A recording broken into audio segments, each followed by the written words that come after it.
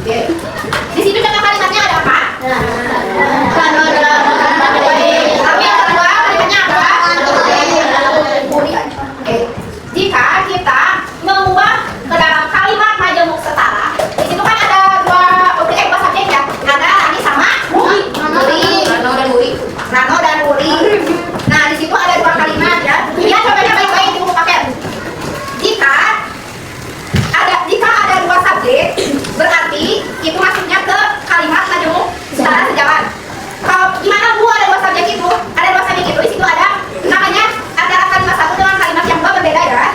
Di situ kan ada Rano adalah anak yang baik, Uri adalah anak yang baik. Jika memakai kata penghubungan, di situ jadi apa?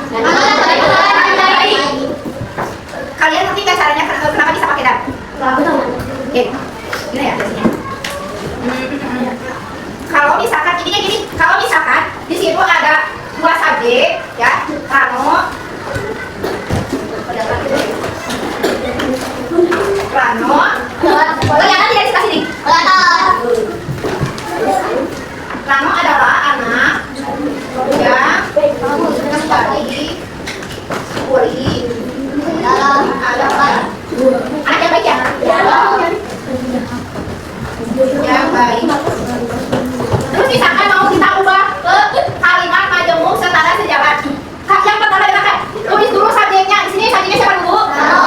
Rano. Di sini kata penghubungnya apa? Rano dan lalu subjek keduanya apa? Uri. Kelihatan tidak ibu dulu? Uri. Di sini keterangannya apa? Dengan tulis sama kalian. Rano dan Uri adalah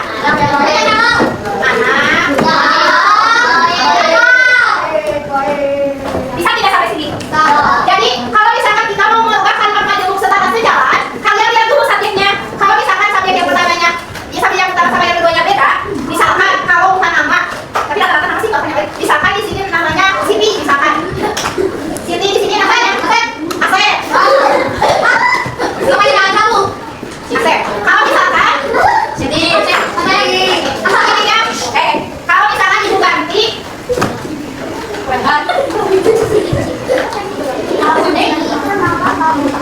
kalau misalkan ibu ganti dengan kata Siti adalah anak yang jujur, Asep adalah anak yang baik.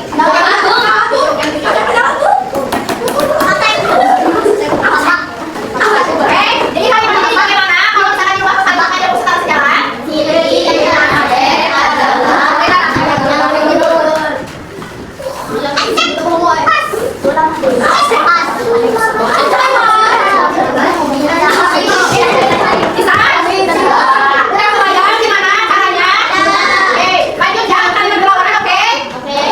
kalimat yang berlawan.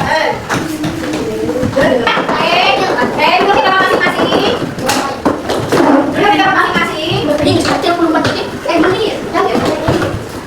Apa itu kalimat majemuk setara berlawanan?